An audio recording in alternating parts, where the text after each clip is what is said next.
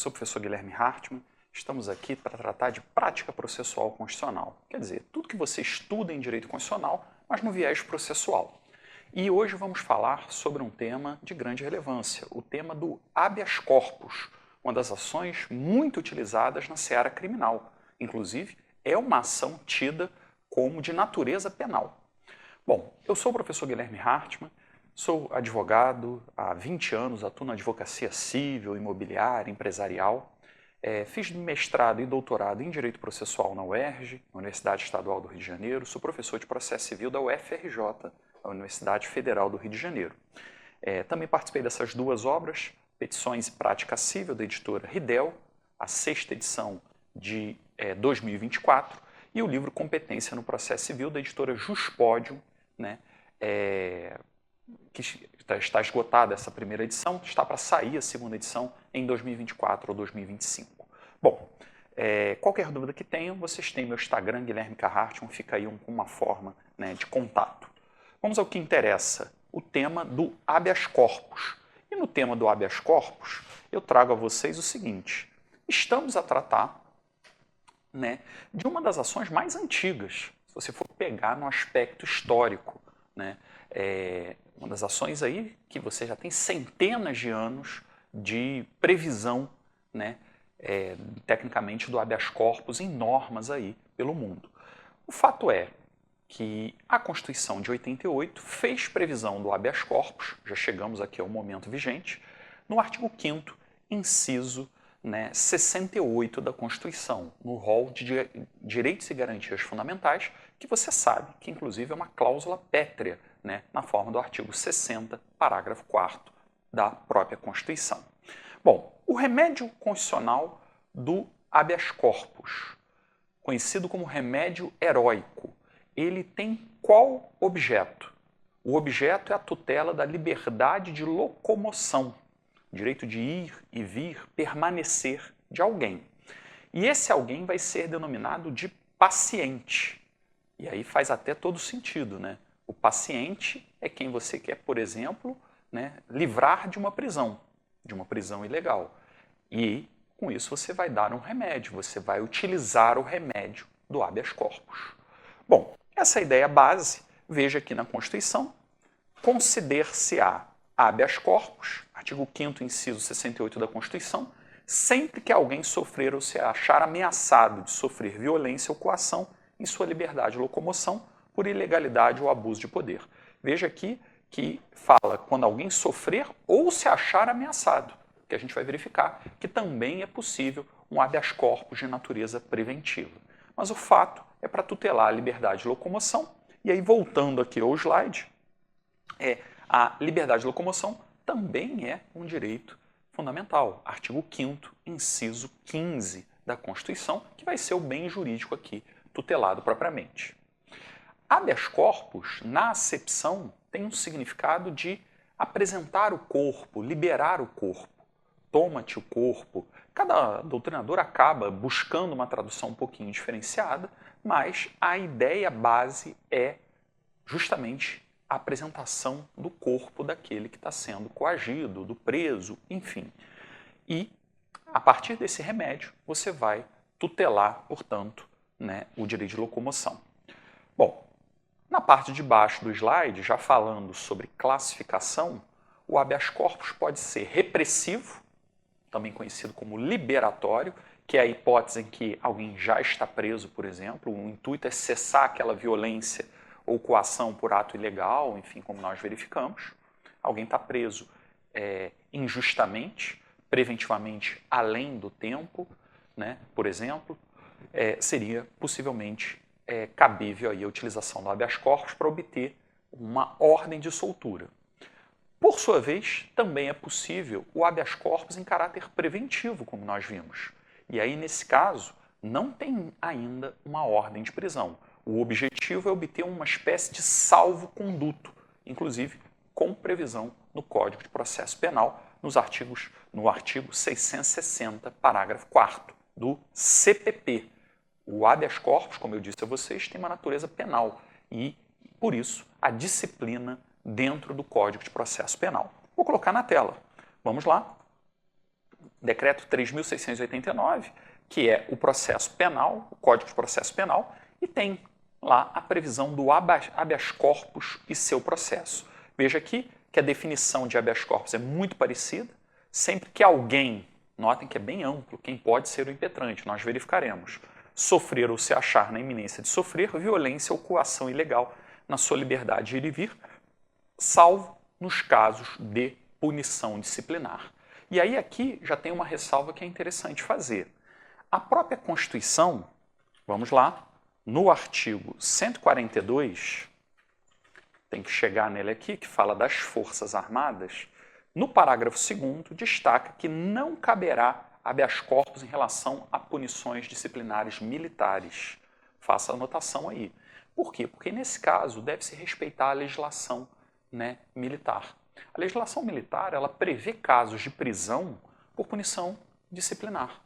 Então, em alguma situação específica, por exemplo, estou falando a título de só apenas de raciocínio, alguém utiliza um uniforme sujo ou não utiliza o uniforme corretamente, eventualmente, não falo com certeza, imagine, poderia ser prevista ali uma punição de prisão. Nesse caso, em tese, não caberia um habeas corpus para tentar soltar um preso militar por ter violado uma norma administrativa, como eu estou a dizer. A ideia é que não pode se discutir o mérito da questão, na questão militar, no âmbito de uma ação judicial do habeas corpus. A única coisa que a jurisprudência admite é discutir a legalidade, porque eventualmente a lei prevê um prazo de prisão naquela hipótese praticada e, por exemplo, foi ultrapassado o prazo. Aí você poderia questionar a legalidade da prisão no âmbito do judiciário. Mas discutir o mérito administrativo da punição disciplinar militar não caberia. É uma espécie de reserva aí, né, aos militares nesse aspecto. Bom, então falei isso a vocês. Deixa eu voltar aqui ao Código de Processo Penal. Percebam que o habeas corpus, então, tem previsão no Código de Processo Penal, que houve alteração recente em 2024, Lei 14.836, alterou aqui, incluindo o 647A e seu parágrafo único, nós ainda iremos analisar. E o CPP, Código de Processo Penal, ele prevê lá no 660, parágrafo 4º, que se a ordem de habeas corpus for concedida para evitar ameaça de violência ou coação ilegal, dar-se-á ao paciente salvo-conduto assinado pelo juiz. Então veja aqui a previsão expressa até do mandado de segurança preventivo e de seu objetivo. Volta aqui ao slide, é justamente obter esse salvo-conduto. É uma hipótese, né, que ainda não houve, tecnicamente, nem a expedição da ordem de prisão. E aí tem um procedimento apto a tanto, a gerar a prisão, poderia o paciente, no caso o impetrante, né, se valer do habeas corpus para obter uma ordem que impedisse a concretização da prisão. Na verdade, a doutrina do processo penal diz que existem até outras classificações. Por exemplo, existe o habeas corpus suspensivo, quando já tem uma ordem de prisão, mas ela ainda não foi expedida. E aí, né, o fulaninho poderia se valer ali do habeas corpus, né, para obter uma espécie de contra-ordem. O judiciário, né, suspendesse aquela ordem de prisão. Então, percebem, se já está preso, seria o habeas corpus repressivo. Se já tem ordem de prisão, mas ela ainda não foi concretizada, habeas corpus suspensivo. E se ainda sequer foi expedida a ordem, habeas corpus preventivo. Pelo menos são as classificações, é a classificação mais aceita no âmbito doutrinário. Bom, então já vimos algumas questões aqui sobre habeas corpus, mas o mais importante, é uma ação constitucional, é uma ação que visa, em geral, o controle de atos estatais, embora a gente vai verificar que o impetrado pode ser até particular, depois a gente vai verificar essa respectiva situação, né? O particular, uma clínica médica, por exemplo, burlando a liberdade de locomoção do paciente, seu paciente. A gente vai verificar situações desta hipótese, mas, em geral, o habeas corpus é uma ação para controle dos atos estatais. E é uma ação. A natureza jurídica é de ação. Então, não confunda habeas corpus com recurso. Não se trata de um recurso que você interpõe dentro do mesmo processo prolongando o estado de indefinição. Na verdade, não. O habeas corpus ele tem a natureza de ação, é uma ação autônoma, ela cria processo novo, a despeito de você estar questionando uma eventual prisão praticada dentro de um processo jurisdicional. Ok? Então, é fundamental você ter essa percepção do habeas corpus como uma ação, não se trata de recurso. E aí, eu passo para vocês em revista aqui algumas hipóteses de cabimento e descabimento do habeas corpus para a gente trabalhar bem essa questão da tutela da liberdade de locomoção. Veja aqui esse julgado STF-HC, que é a sigla habeas corpus, 134.315, agravo regimental do Distrito Federal, julgado em 2016. Eu procuro emendas que traduzem a jurisprudência atual, mas que são claras, que são didáticas no seu texto. Bom, veja aqui, processo de impeachment. Impeachment, que a gente vê muito, né, de um presidente da República, a decorrência de um processo de impeachment pode gerar a impetração de habeas corpus daquele que está sendo acusado? E veja que esse julgado deixa muito claro, né, que, no caso, a insurgência que se opõe o impetrante, em rigor, diz respeito a eventual obstáculo ao exercício de direitos políticos e não ao direito de ir e vir. Não se permitiu o habeas corpus para trancar um processo de impeachment, porque aqui o bem jurídico a proteger, repito, não é o direito de ir e vir, o direito de locomoção, de ir e vir e permanecer, mas sim, né, a questão do exercício de direitos políticos. O impeachment, por exemplo, se for acolhido, ele vai gerar a perda do cargo e outras consequências, mas não vai gerar a prisão do suposto paciente aqui. Então, tecnicamente, não cabe habeas corpus nessa situação. Vejam que a legislação trata bem a diferença de infração penal comum a gerar prisão, cabe habeas corpus. Agora, um crime de responsabilidade, que é o caso do impeachment, já não é caso de tutela via habeas corpus. Claro que tem outros instrumentos aí possíveis de questionar a ilegalidade, mas não o habeas corpus. Bom, o que mais eu trago para vocês? Também não cabe habeas corpus para impedir a aplicação de multa, sanções pecuniárias. Veja a súmula até antiga, 693 do Supremo. Não cabe habeas corpus contra decisão condenatória a pena de multa ou relativa a processo em curso por infração penal a que a pena pecuniária seja a única cominada. Porque às vezes a legislação penal prevê uma prisão e multa, né?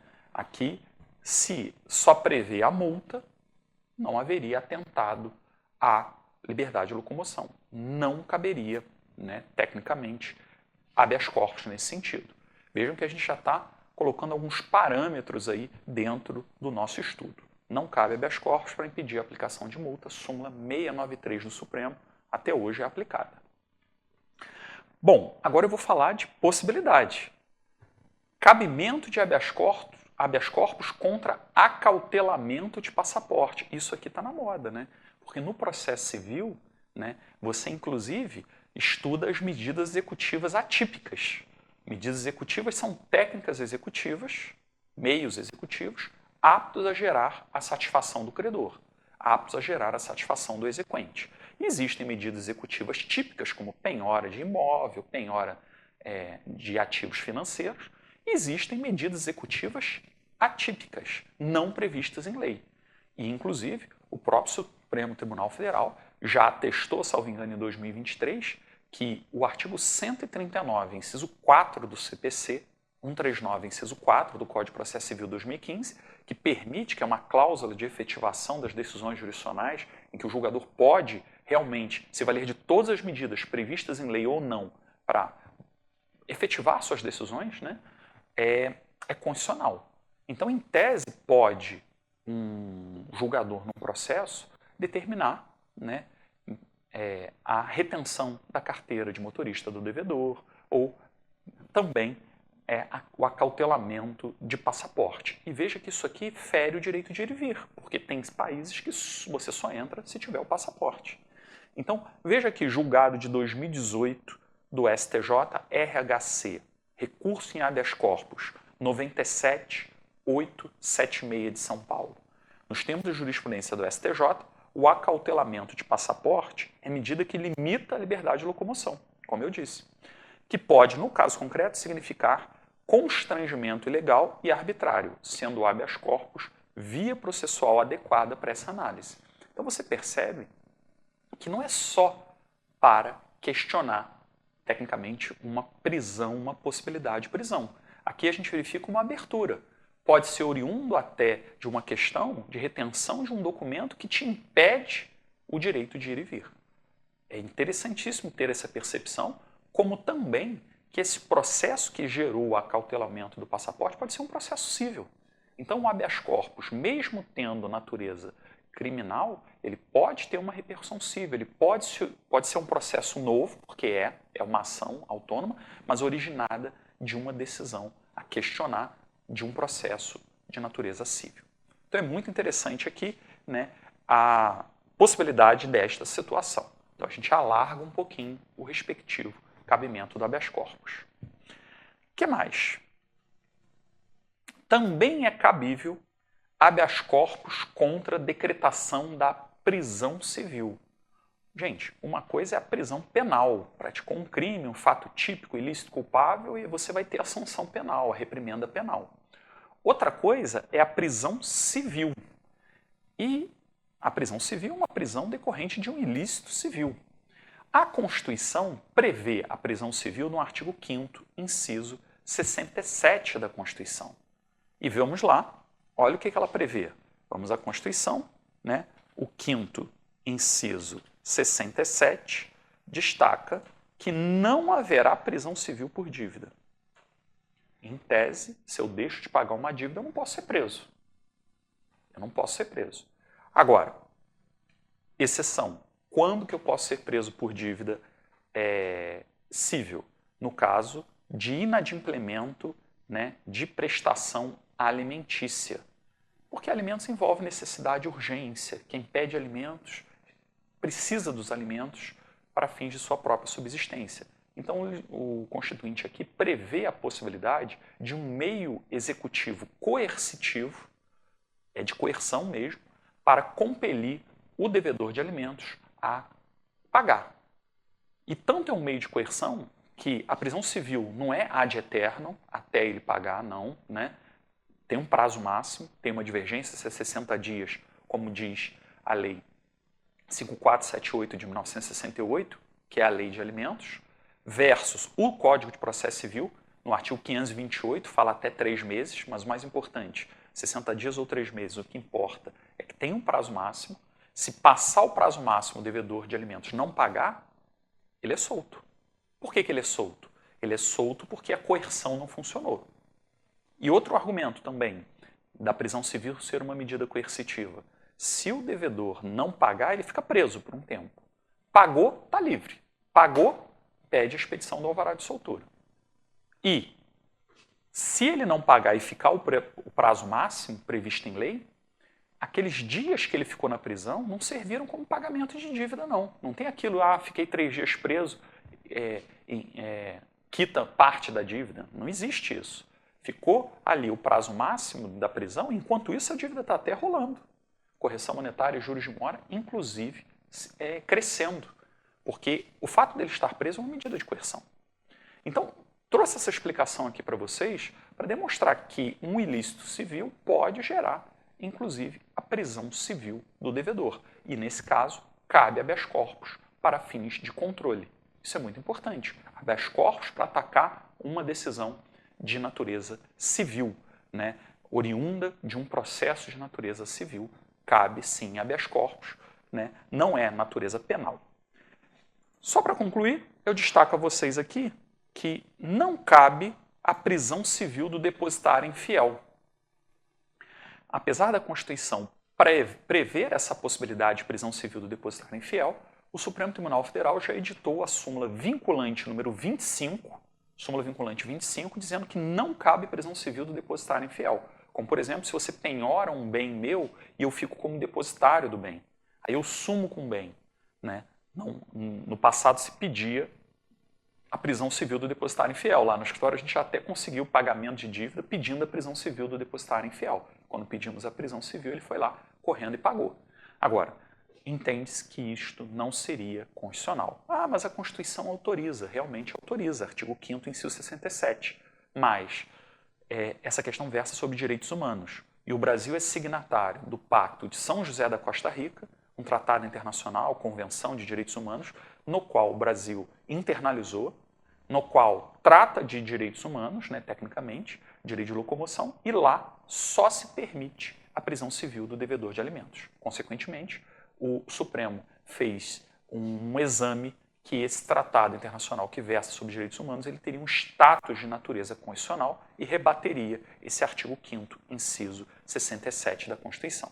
É um outro tema, né, foge aqui da nossa seara, mas para destacar que prisão civil só do devedor de alimentos. E digo mais, quando tiver a prisão civil decretada, você pode se valer do recurso de agravo de instrumento, porque toda decisão interlocutória em execução cabe agravo de instrumento, no âmbito do processo civil, né? Artigo 1015, parágrafo único do CPC, ou você pode se valer, tecnicamente, do habeas corpus. Então você tem uma dupla via. É interessante, tem uma decisão jurisdicional, né, que decreta uma prisão, em geral você tem o recurso previsto em lei e tem o habeas corpus. Bom, tem diferença? Tem. O recurso, por exemplo, do agravo de instrumento para combater a decretação da prisão civil, ele não pode, ou melhor, o recurso agravo de instrumento, ele pode discutir a capacidade financeira do alimentante, do devedor de alimentos, ou as necessidades do alimentando. O agravo de instrumento ele permite o duplo grau de jurisdição e uma grande cognição. O habeas corpus é uma ação constitucional de rito sumário. Então eu já adianto a vocês que não caberia habeas corpus para questionar uma decisão interlocutória em execução que decreta a prisão civil e no habeas corpus você tentar discutir a capacidade financeira do devedor de alimentos. Não cabe. Ali é só para questionar a ilegalidade da decisão. Por exemplo, que o devedor de alimentos está preso além do tempo, já está preso há 8 meses, ou algo do tipo. Foi decretada a sua prisão sem antes comunicá-lo para apresentar alguma justificativa, alguma escusa legítima, por exemplo, falta de condições de pagamento de fato, enfim. Agora, não pode discutir a própria condição financeira. Isso seria só em agravo de instrumento. Habeas corpus não. É uma via estreita. Bom, também falo a vocês o seguinte, avançando aqui. Cabimento de habeas corpus contra quebra de sigilos fiscal e bancário. Notem, aqui não tem prisão. Não tem prisão. Mas o habeas corpus, veja, é medida idônea para impugnar decisão judicial que autoriza a quebra de sigilo fiscal e bancário em procedimento criminal. Aqui que é o importante. Haja vista a possibilidade destes resultarem em constrangimento à liberdade do investigado. Uma coisa pode levar a outra. Tem um mínimo viés aqui, pelo menos, preventivo. O STF, aqui, agravo de instrumento 573-623, questão de ordem, foi julgada pelo relator ministro Gilmar Mendes em outubro de 2006, mas você encontra julgados até hoje fazendo referência. Ok? É importante você ter o julgado, porque qualquer dúvida você pode no inteiro teor e verificar toda a discussão, né? Digitando naturalmente o número no site do Supremo, você consegue ver os julgados posteriores que mencionam este. Então você consegue estudar a evolução de jurisprudência. Bom, e o último tópico aqui desse bloco é a possibilidade de estudar o habeas corpus como instrumento de collateral attack. O que é isso? Como nós já vimos, o habeas corpus não se limita aos casos de prisão. Ele pode ser uma via alternativa até para trancar atos judiciais. Por exemplo, questionar a decisão que recebe a ação penal, porque isso pode gerar uma prisão. Ou uma coação ilegal decorrente da ausência de decisão sobre o reconhecimento de prescrição no curso do processo. Então, é um ataque colateral porque, tecnicamente, você não estaria a tentar questionar uma decisão que impôs uma multa, mas sim uma via alternativa, vamos dizer assim, para questionar ou trancar um procedimento criminal que possa gerar a respectiva prisão. Então é muito interessante a gente ter essas facetas do habeas corpus. Nesse primeiro bloco, o objetivo foi tratar disso, a gente caracterizar o habeas corpus. Agora, Depois nós vamos trabalhar o estudo da legitimidade, da competência e do próprio procedimento, mas nós já temos uma diretriz dessa ação da maior importância, denominada habeas corpus. Bom, qualquer dúvida que vocês tenham, meu Instagram é Guilherme K. Hartmann. Tá? Vou encerrar por aqui, agradeço a atenção. Até o próximo bloco.